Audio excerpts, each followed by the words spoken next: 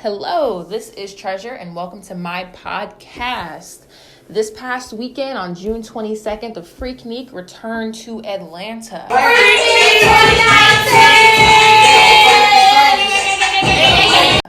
If you're not familiar with the FreakNik, originally pronounced as the FreakNik, began in the late 1980s as a picnic started by black fraternities that took place on the campus green at the AUC campuses in downtown Atlanta. Over the course of about 5 years, it gathered national attention, and people were coming from all over the United States of America to come to Atlanta to partake in this. The parties were outrageous. They were partying in the street. They were partying in the park. They had restaurants sold out, hotels booked. It was the, quote, Black Spring Break. It died out in the mid-1990s because it got a little out of control. It evolved from like a college gathering that was just a wild college party, black college party. Mm-hmm. Then people started telling their friends about it. So then you had just regular people coming. Mm-hmm. So then by the 90s, I graduated in 89. So by the 90s, it had kind of grew until like a annual black gathering. There was public nudity, crazy traffic jams. So the police had to really tighten down on it and make sure everybody was being safe. So it eventually fizzled out. So they brought it back. They wanted it to be something a little more public friendly, a little bit more less dangerous, kind of focusing in on safety.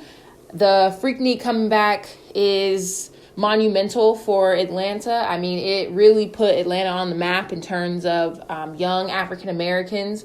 The event that took place on Saturday was more of a concert. It was just one actual sponsored event. It took place at Lakewood Amphitheater in downtown Atlanta.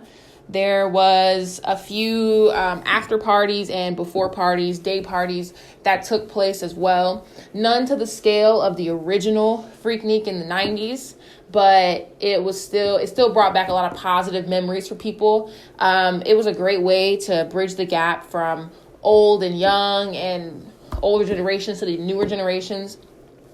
I spoke to a couple people, and they said that they were really excited that they get to be a part of a piece of Atlanta history. I went to the official FreakNik Day party, and I spoke with Natalie Morianne, who said that she had heard about these events from older generations and other people in her family, and she really enjoyed being able to be a part of this. I'm so happy that it's back. Like, my parents used to talk about it. All my aunts and uncles used to talk about it. Like, it was the craziest party in Atlanta. It's like history coming back. Our generation, we know how to do it for real. And we're like out here having a good time. I'm so happy. Breon West, part of the younger generation, a senior at Georgia State University, said that she was really happy to be a part of this as well. And she felt like it was a lot of fun, and it was definitely worth her time. This is my first year. I didn't know what to expect. I heard like some crazy stuff was going down years ago, and I'm lit. Like, I didn't know it was gonna be this crazy. So I gotta go back. FreakNik veteran Yancey Young said that the FreakNik of today's time could never compare to the FreakNik of the past.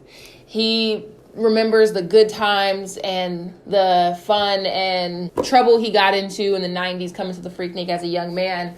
And he believes that the times have changed and that there's really no way to capture the true essence of what the FreakNik was in the 90s and bring it to today's time. Today, though, you couldn't have it today. All the liquor was sold out, the whole liquor store. Like today, everybody worried about how they dressed and they Gucci belt. They're not gonna be sitting out in no park in that hot ass heat with all that shit on. This generation ain't for them. No. I mean, it's cool to try to bring it back, but they haven't even experienced it to even understand what they're trying to duplicate. Overall, it seemed like everybody had a good time at the FreakNik, and that they were more than welcoming to the idea of bringing it back. I'm sure that a lot of people have heard the stories from their older family members, and that they had really high expectations for this event.